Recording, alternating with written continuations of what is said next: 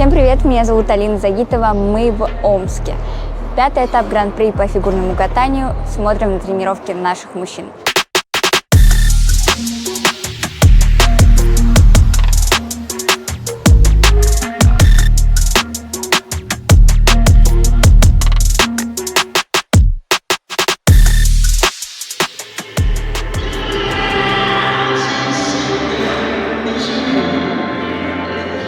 Надеюсь, что Даня здесь поваляется. Ему это не понравится. И на соревнованиях он не будет уже валяться. Потому что падать на дорожке, бывает такое, но в основном это признак, когда спортсмен немного как будто бы витает в облаках.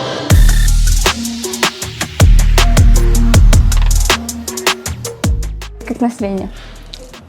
Нормально. Как тренировка? Пойдет. Как самочувствие? Пойдет.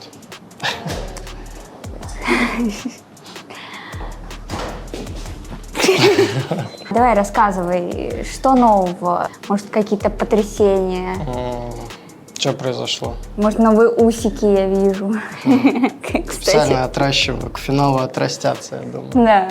Что тренеры сказали? Во время тренировочного процесса обговариваем тренировки. До тренировки обговариваем тренировку, которая будет.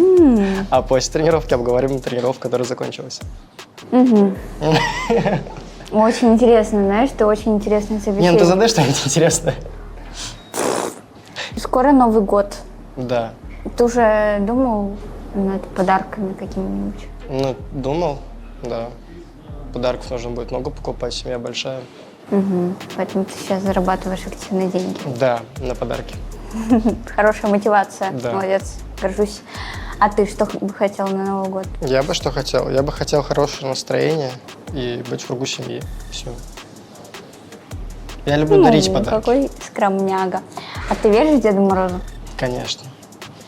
Каждый день жду. Ну нет, а реально в детстве верил в него? Да, в детстве верил, но только в какой-то момент я заказал игрушку Деда Мороза, пришла другая, и я такой...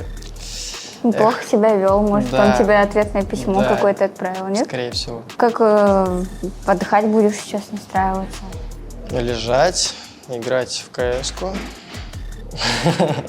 и смотреть фильм какой-нибудь. Какой жанр фильмов тебе нравится? Вот сейчас я смотрел сериал «Волшебный участок», 1 сезон и 2 сезон. Это про что там? Ну, Вкратце. там не вкратце спойлери. про сказочных персонажей. Карлсона и тудым-сюдым, но только 18+.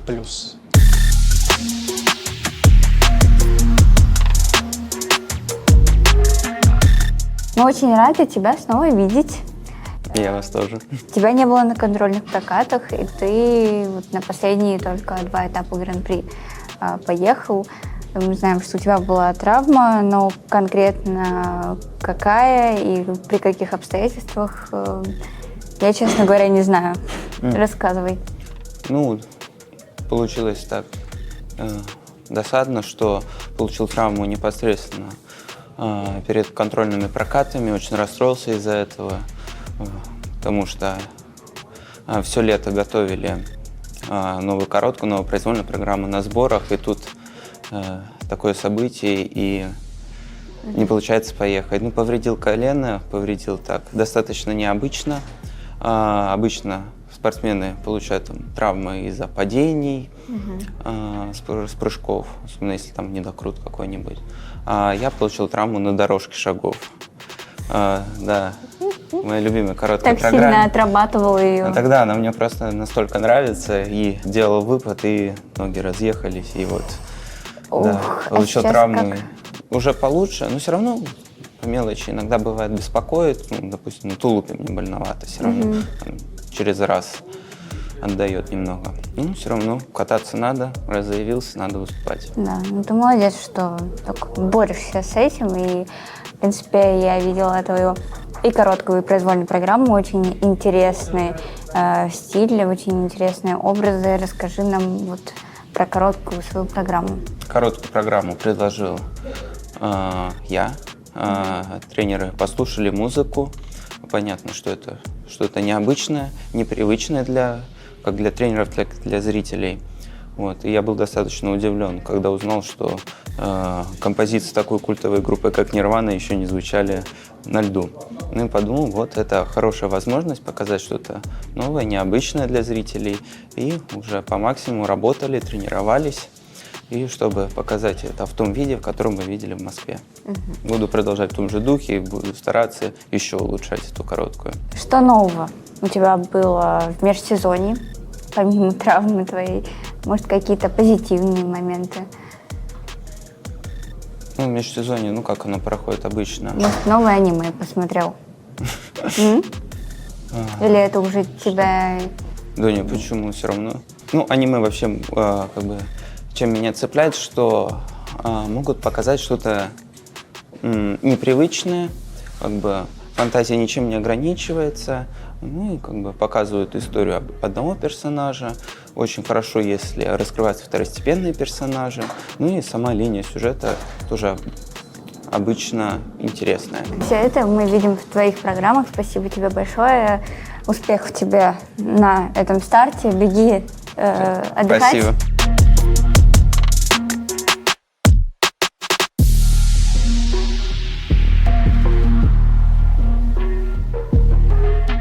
К мальчикам. Очень попрошу вас на тренировках не валяться, не делать бабочек, потому что все потом, вот эти все какие-то ошибки, они вылазят в прокате. А это вы сами знаете, чем чревато. Не хотелось бы такое видеть на соревнованиях. Я поняла, они просто хотят почистить лед, чтобы заливка не выезжала. Они решили взять все в свои руки. Но тем интереснее, на самом деле, кто именно на старт соберется. На прошлой неделе у тебя был старт, первый этап Гран-при для тебя, сейчас второй. Мало времени было для восстановления. Скажи, пожалуйста, чем ты занимался все это время? Я пытался совместить две вещи и хорошо восстановиться, и еще немножко улучшить свою форму. Вот так распределил, чтобы 2 дня потратить на выходные, в понедельник и в четверг я отдохнул, а во вторник и среду я хорошо потренировался. Сегодня были бабочки. Я хочу были. поругать тебя. Вроде оттолкнулся, летел. Да, но иногда нету смысла крутить все 4 оборота. Можно понять, что ты все хорошо оттолкнулся, хорошо взлетел, все проверил. Ну и чтобы лишние силы не тратить, оставить их там на выступление. Главное, чтобы на выступлении, знаешь, не подумай такая, чем мне лишние силы тратить? На выступлении уже имеет смысл отдать все силы, чтобы порадовать зрителей, судей. Ну ладно, давай тогда. Поверим тебе на слово. Не забыл про наш спор, надеюсь? Да, только можно, наверное, поменять какую-нибудь награду, так сказать. Если это можно назвать таковой. Твои варианты. Можно в чем-то хорошем выразить это, например, я не знаю, в шоколадках. А какую шоколадку ты любишь? Молочный. Просто любой. Да. А у тебя какой? У меня Темблерон. Темблерон. И попробуй найди в Омске Не его. просто, да. Я знаю, что я заказываю.